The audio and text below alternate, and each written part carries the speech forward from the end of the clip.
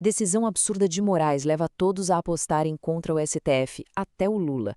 E antes de mergulhar a fundo nos detalhes dessa história, já inscreva-se no nosso canal para não perder nossas próximas análises. Mas olha só, será mesmo que uma única manobra envolvendo os presos do dia 8 de janeiro tem força para virar de cabeça para baixo todo o cálculo político para as próximas eleições? É exatamente isso que a gente vai investigar no material de hoje.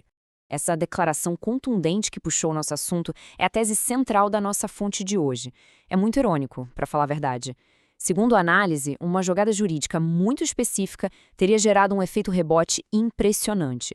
Em vez de acalmar os ânimos, o comentarista defende que a ação acabou unindo rivais políticos. Aparentemente, grupos muito diferentes passaram a olhar para o Supremo Tribunal Federal com certa desconfiança, já com a calculadora na mão pensando nas próximas eleições. Bom, seção 1. A decisão da dosimetria.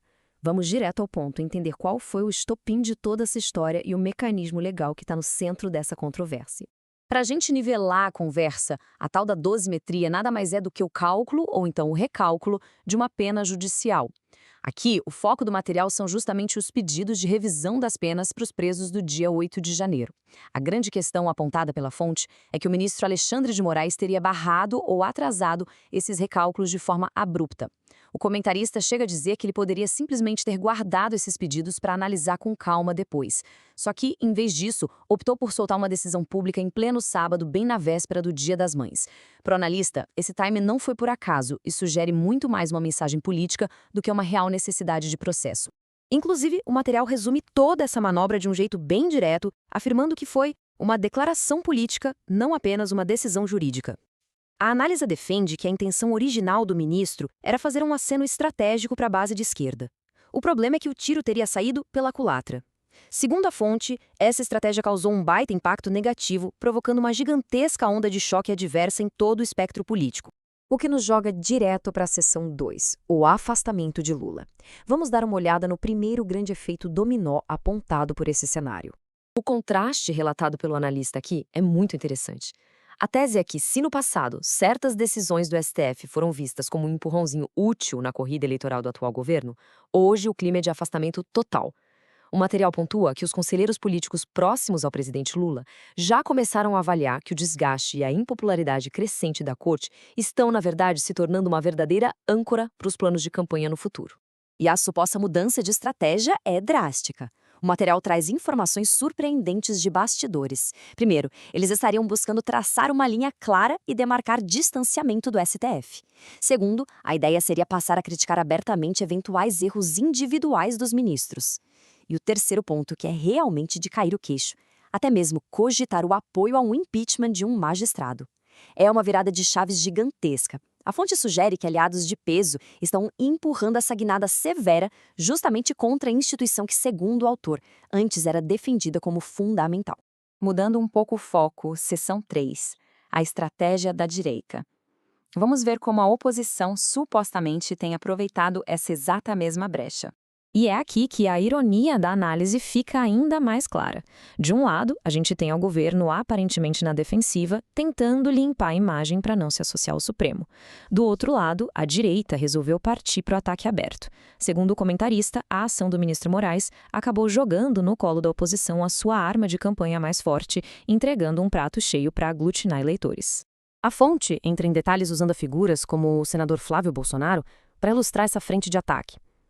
A tática deles se baseia em 3 pontos-chave: transformar a grande reforma do STF no tema principal das eleições, prometer indicar ministros com um perfil bem conservador e, claro, dar força e andamento aos pedidos de impeachment que já existem contra os atuais ministros. O autor da análise até faz uma ressalva interessante, dizendo que, por enquanto, essa indignação pública flui de um jeito mais orgânico, mas que a estrutura já está sendo montada para explorar essa insatisfação a fundo. E a grande jogada matemática da oposição foca muito nesse número, 3.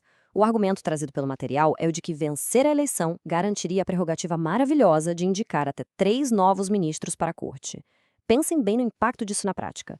Estamos falando de substituir mais 1/4 de todo o Supremo Tribunal Federal, o que alteraria substancialmente a balança de poder e as tendências do tribunal. É uma aposta altíssima. E claro que todo esse movimento abala as estruturas do judiciário também. Seção 4. O racha interno no STF. Vamos investigar a temperatura lá dentro dos corredores da corte. O autor da nossa fonte projeta que o STF está enfrentando, nos bastidores, uma fratura interna bastante severa. Eles estimam uma divisão hipotética ali na casa dos 6-4, onde Moraes e um pequeno grupo de aliados estariam ficando cada vez mais isolados. A análise aponta que os demais ministros estariam oferecendo resistência, o que acaba de vez com a ideia de um tribunal unido e coeso, gerando um clima constante de tensão. Mas o que de fato causou esse racha? Retornando à nossa história inicial, a resposta estaria na quebra de um acordo prévio. A análise afirma que existia um consenso ou pelo menos um acordo silencioso entre os ministros sobre como as revisões da dosimetria iriam acontecer.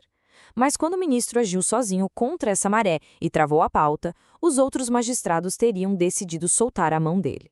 O argumento da analista é que nenhum deles quer se desgastar perante o público comprando uma briga que não é deles. Juntando todas essas peças soltas no tabuleiro, chegamos à seção 5, o impacto para 2026. Vamos amarrar tudo isso e entender as consequências de longo prazo. Essa frase resume com perfeição a grande conclusão do material, colocando um alvo gigantesco no STF. Para a fonte que destrinchamos hoje, os atos isolados de um único ministro transformaram, meio que sem querer, o tribunal no verdadeiro campo de batalha principal das próximas eleições. E a leitura do analista é muito clara. Essa dinâmica beneficia fortemente a oposição, que ganha um discurso pronto, enquanto deixa uma tremenda dor de cabeça tática na mesa do atual governo. O que nos deixa com a reflexão final da nossa análise. Será mesmo que os desdobramentos de uma única decisão jurídica sobre cálculo de penas vão ser capazes de reescrever as regras do jogo e todo o cenário eleitoral para daqui a alguns anos? Independentemente da inclinação política ou da visão que se tenha sobre essas atitudes, o material de hoje mostra que o atrito entre os tribunais e as urnas vai dar muito pano para a manga. Fica aqui o convite para a gente continuar de olho em como essas engrenagens vão girar de agora em diante. Muito obrigado por acompanhar e até a próxima análise.